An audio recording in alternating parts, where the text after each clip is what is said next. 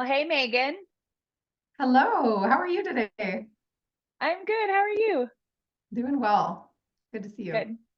Good to see you. Thanks for taking the time to jump in with me this afternoon and talk about your article, Thriving, Striving, Surviving in Single Parenthood. Yes, yes. Excited to talk about it. Yeah. I loved, when we're all learning to write in school, they're like, write a good cliffhanger. Okay, so, like an attention grabbing statement. So this is your attention grabber. No sleep, no sex, no breaks, no solitude. I was like, oh, yeah, you have me. That sounds What terrible. What are you what's talking going on about? here? Exactly. I was like, dang, each one of these topics could get their own article. Yeah, for sure.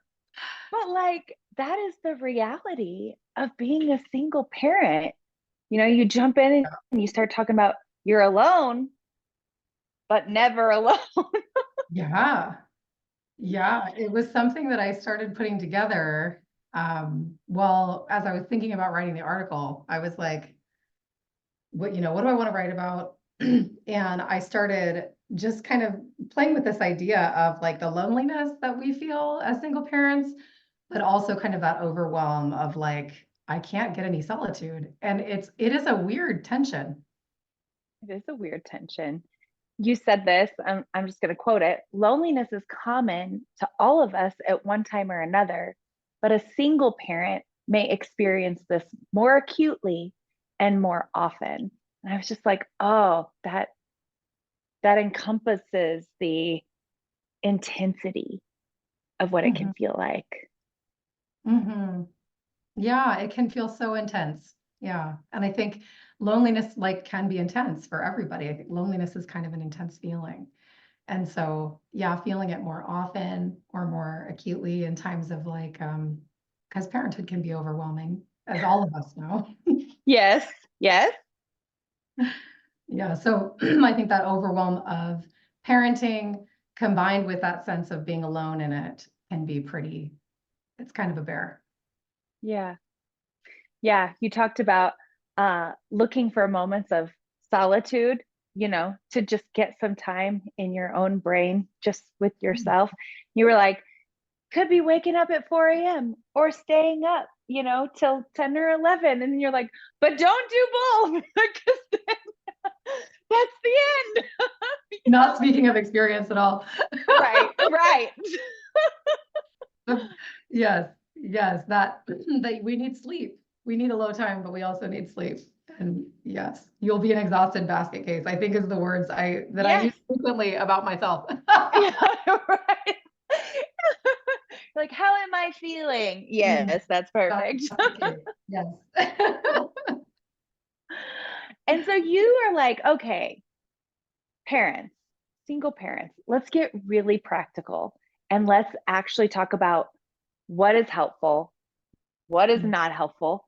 And I love it that you said, trigger warning, it's self care. And I'm like, okay, why did you use trigger warning before you said self care? I hope other women or well, single parents also, well, I hope they don't experience this actually, but definitely the reason that I wrote that is because when people are like, do you think you're doing enough self-care? I just want to be like, I don't even like, I don't even know it. Like, I get triggered, right? Like, and that face that you made actually is the face I feel like, how dare you ask me Yes. about my self-care? How dare you suggest I could do self-care? uh, but it can feel so like that's a nice thing for you to think Yes, about on my behalf. But if yes. you really understood my life, you would know You that would that's realize how not a thing. stupid it is that you're saying that right now. Yes. And yet, gosh darn it, that's a big piece of the answer. That's the answer. It's a big piece of the answer because we need to make space for our felt experience. We need to make space for that loneliness. Yeah. We need to make space for like for a rest, like that isn't actually sleeping, even though Yeah. that too. So I think all those pieces, right? It can feel overwhelming if we're like, well, self-care looks like I, work out 45 minutes a day and I eat perfectly and on time and I get 8 hours of sleep every night and I have, a session with my therapist once a week and I get a massage once a week and I get a pedicure. And then at some point you're like, well, when am I going to work or spend any time? Yeah. You're like, well, that takes up all the hours of my week. So we're good here, right? Unfortunately, I did no housework. I did no connecting with my child. And I only was able to work 10 hours a week. Exactly. So, Feel great, but my life is falling apart around my head. but my nails look good. Yes. Yeah, so that's what I had fun kind of getting into that creative, like what could self-care look like? What do I do that I maybe don't even realize I'm doing that self-care that if I realized it, I can do that intentionally. And it Yeah. really was simple things like looking out the window for a few, 20 seconds even, like Yeah. just to be like, look at God's creation. Look how beautiful that is, Yeah. you know. Um, taking 2 minutes to just stretch my neck or breathe, in the middle of my day. Yeah. Things that Yeah. we have access to. And I appreciated you being very clear and saying, it might not be able to be our ideal scenario for Mhm. what we would love self care to be. And you talked about, maybe I would love to go for a run in nature and just take in the trees and the sounds and the air, and but maybe what I actually require is moving my body and getting my systems flowing. And I can do that on the treadmill in my house in this season. Yeah, and there's like some sadness with that, right? Or grief of like, oh, this is what Mm, I that's maybe good. wanted my life to look like. And, but, in this season, like you're saying, recognizing that everything is in a season. And that actually came from a very real experience that I had where River and I were running. My daughter's name is River. We were running every day, and I would push her on the stroller. And winter came, and I was bundling her up, and she did not like it. And I was taking her outside, and she rebelled. She was like, "This is not happening anymore." And the fights we had were epic. And finally, I don't remember who it was. Somebody said, "Do you have to go outside?" And I was like, I didn't want to hear it. Yeah. Yeah. Like, yes, I have to go outside. But then over time, as I kind of let that sit and asked myself, like, well, what is the reality here? What do I need? And can I get it a different way? And it was like, oh, that being flexible in my thinking about what I needed and how I could get it, really Yeah. just took away like that all or nothing thinking or that like win-lose feeling, like she's winning and I'm losing, or I'm winning and she's Yeah. losing, right? We have to be Yeah. careful of those thought processes. Yes. Those don't really serve anybody. Don't go well. Everybody loses. Yep. Yep. And I think what you're saying ties into this other thread that I feel like is maybe the overarching thread of this whole thing as far as the practical side of self care, which is a- asking ourselves what we're feeling in the moment with curiosity rather than judgment. When it comes to, do I want to run outside? Okay, what am I actually feeling about that? I love the fresh air. What do I actually need?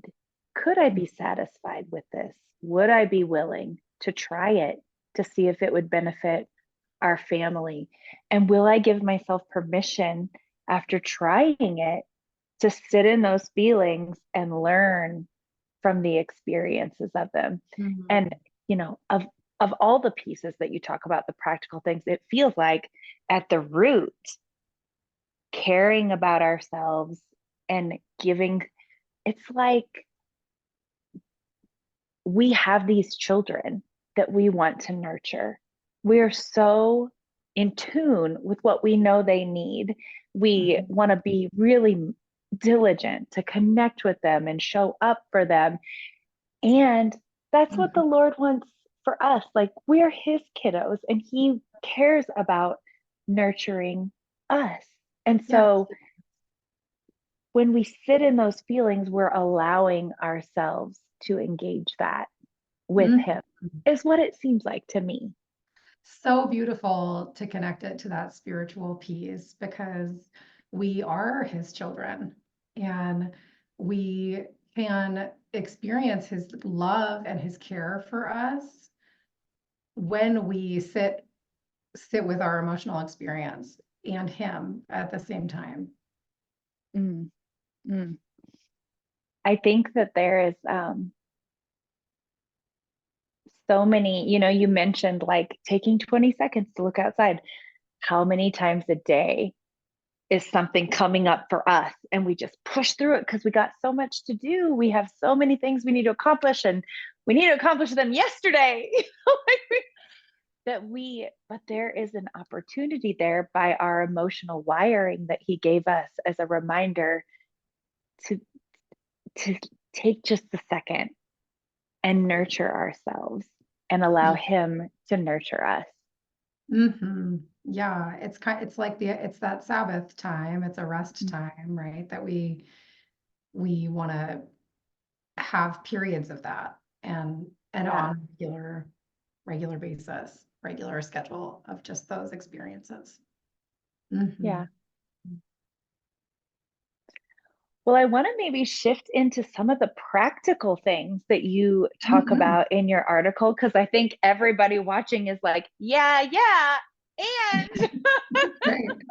Self-care, and again, I can't do it, so I go ahead and tell me how to do it, but I'm gonna prove you wrong. yeah, yeah. I mean, Yeah. and I think you mentioned like at the very end, you're like, put it into practice. Like, we don't need to do so much, but like if we could just do 1% more self-care to take care of ourselves, that will benefit all the people and all the things and all the areas of our lives. Mhm. And we will be more at peace and more happy. So it's not like this rigid, now add something else to your plate. It's Right. like this invitation to just one little bit more.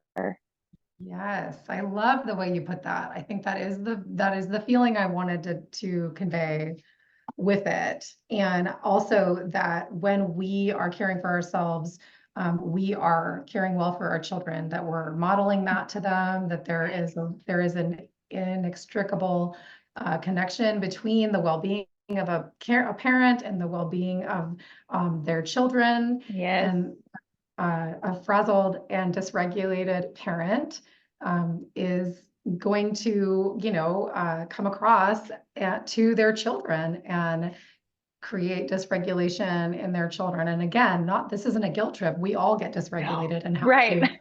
have to regulate, right? But just knowing that our well-being is so tied to their well-being Yeah. is like a very motivating thing, because you were talking about how much we love our kids and how much we want to attune to them and how much we want for them to have all the things that they need. And one of the things that they need that we can give them is a regulated parent. Yeah. And that requires that self-care.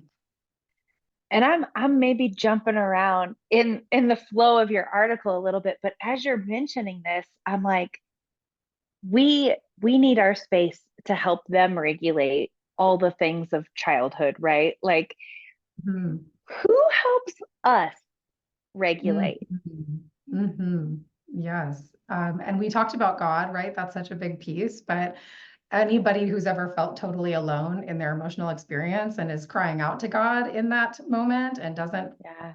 get that sense that he is there, Yeah. no, like that's a hard feeling. So Mm. being able to be connected to other people who can create that kind of emotional safety for us, people who can give us a felt sense of being cared for, just as we give to our children, just that sense of I'm seen, I am understood, this person is accessible to me, they're engaged with me, they're responsive to me. Those Yes. things are so important to look for in our relationships. And that's one way of caring for ourselves, is just seeking out those relationships. So practically, we've been talking about seeking out relationships with people who make us feel cared for, Yeah. taking small moments to check in with ourselves so that when we get to those people who care about us, we have Yes. something to share, Yeah. right? Something to say. I would, yeah, just even if it's something like, man, I was sitting at work today and I just looking out the window and just my heart was hurting. I was lonely, right? And just to be able to share that with another human being. Yeah. So practically, and then just practically, we've been talking about being able to find realistic expectations for ourselves and what we can do when it comes to self-care, right? So maybe it's not Yeah. realistic. I would spend, 4 hours in an afternoon going on a run slash bike ride slash Yeah. paddling. I'm sure I could do that maybe a couple times a year, but I Yeah. can't do that once a week. And I think that's something that you mentioned. You gave such a beautiful exact, like, if it takes less than 2 minutes, do it now. If it Just takes less than yes. 20, try to do it today. If it takes 60, put it on your calendar, for Mhm. this week. And then you did talk about like creating things to think about, to get excited for, like to Yes. give yourself a vision, maybe that bike ride, what do you need to do to prepare for that? Who Yeah. can your kiddo? How can you start navigating that already? How can, are they going to go with you? What does that look like? But Like, you can do it. Like it's hard, but worth it. yes. Oh, yeah. And so many hard things are, right? Like most of the worth it things are hard. It's They're so so hard. true. It's so true. Yes, absolutely.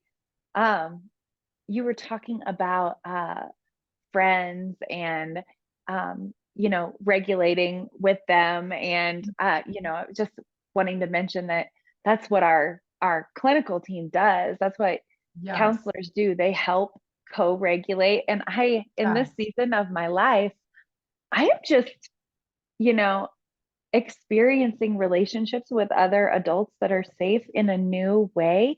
And I remember I got on I was I was talking to another adult. My kids had just come home from school, and I was like 3 minutes in to parenting and already dysregulated. But I had to jump on this. I was actually shooting an article interview with another clinician, and I just Yep. remember like, I'm really grateful that I understand in this season that it's okay to use another adult for co-regulation.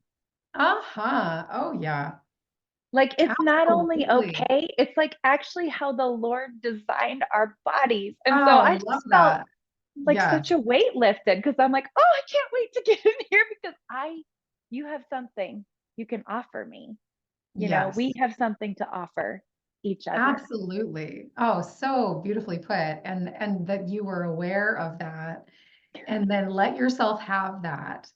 Like Yeah. that is self-care. That is saying like, this is Mhm. what I need. I see what I need. I see you and I want to help you, right? Yeah. And Yeah. that's attunement. So you attune to yourself, right? And that's what God does to us with us. He attunes to us.